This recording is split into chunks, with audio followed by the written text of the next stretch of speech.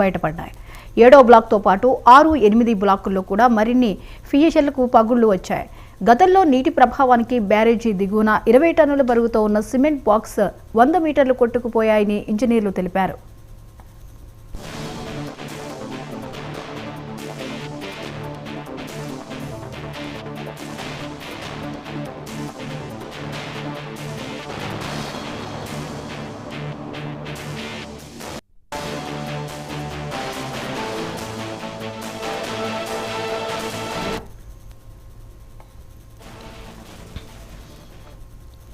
కాళేశ్వరం ఎత్తిపోతల పథకంలో కీలకమైన మేడిగడ్డ బ్యారేజ్లో మరిన్ని పగుళ్లు బయటపడ్డాయి.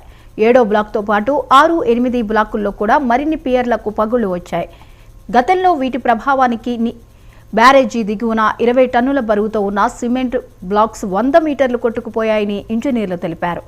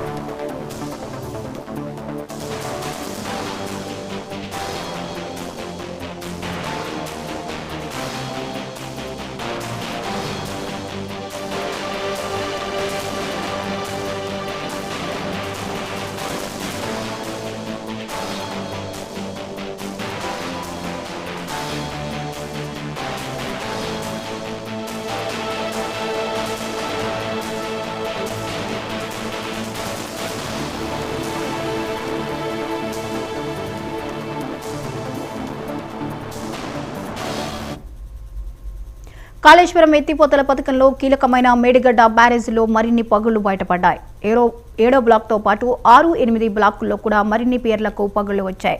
గతంలో నీటి ప్రభావానికి బ్యారేజీ దిగువన 20 టన్నుల బరువుతో ఉన్న సిమెంట్ బ్లాక్స్ వద్ద 100 మీటర్లు కొట్టుకుపోయాయని ఇంజనీర్లు తెలిపారు.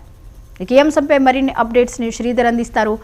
శ్రీధర్, చెప్పండి, ఈ బ్యారేజీకి సంబంధించిన డీటెయిల్స్ ఏంటి? మొత్తం గేటు దగ్గర కూడా బేటలు వచ్చినట్లుగాను అనేక పగుళ్లు బయటపడినట్లుగా తెలుస్తోంది. డీటెయిల్స్ ఏంటి? కీలకమైన మేడిగడ్డ బ్యారేజీ నాణ్యత లోపం మరోసారి బయటపడ్డదనేది ప్రస్తుతం మనకు తెలుస్తోంది.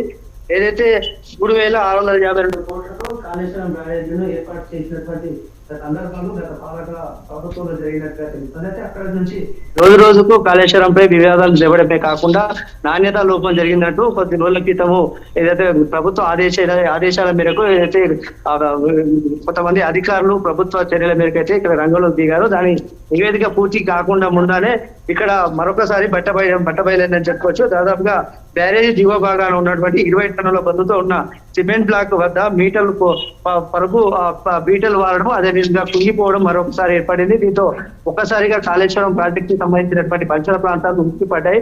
అదేవిధంగా కాళేశ్వరం కు సంబంధించినటువంటి వేల కోట్ల రూపాయలు ఆస్తి నష్టం వాటిల్లేదనే విషయంతో కాంగ్రెస్ పార్టీ సీరియస్ గా తీసుకున్నటువంటి సందర్భాలు కూడా ఉన్నాయి. వీటిపైన పూర్తి స్థాయిలో క్లారిటీ ఇచ్చేందుకు అయితే ఎన్ఫోర్స్మెంట్ అధికారులు అయితే పూర్తి స్థాయిలో విచారణకైతే ఆదేశాలు జారీ చేశారు. ఇందులో భాగంగా గత 15 రోజుల క్రితము ఆర్టిస్టులు దానికి సంబంధించినటువంటి డాటాను కూడా పూర్తి స్థాయిలో సేకరించారు. దాని మీద విచారణ కొనసాగుతున్న క్రమంలోనే ఈ రోజు మేడిగడ్డ ప్రాంతంలో ఉన్నటువంటి మరోసారి బయటపడడంతో ఒక్కసారిగా ఉలిక్కి పడిందని చెప్పుకోవచ్చు. దీనిపైన పూర్తి స్థాయిలో విచారణ జరిపేందుకు ప్రభుత్వం మరింత పటిష్టం చేసే అవకాశాలు అయితే ఉన్నాయనుకోవచ్చు మనకు. అంటే దీనికి ఏమైనా ప్రత్యామ్నాయ మార్గాలు సూచిస్తున్నారా నిపుణులు?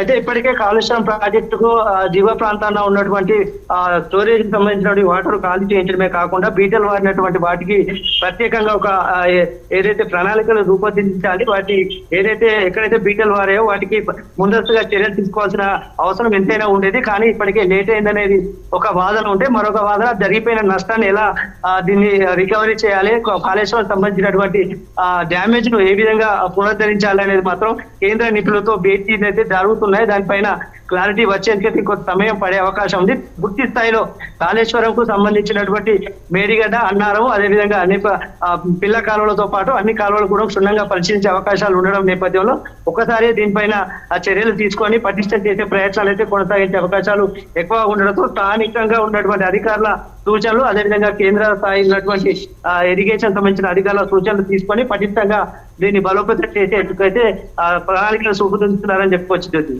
Right, thank you Sridhar.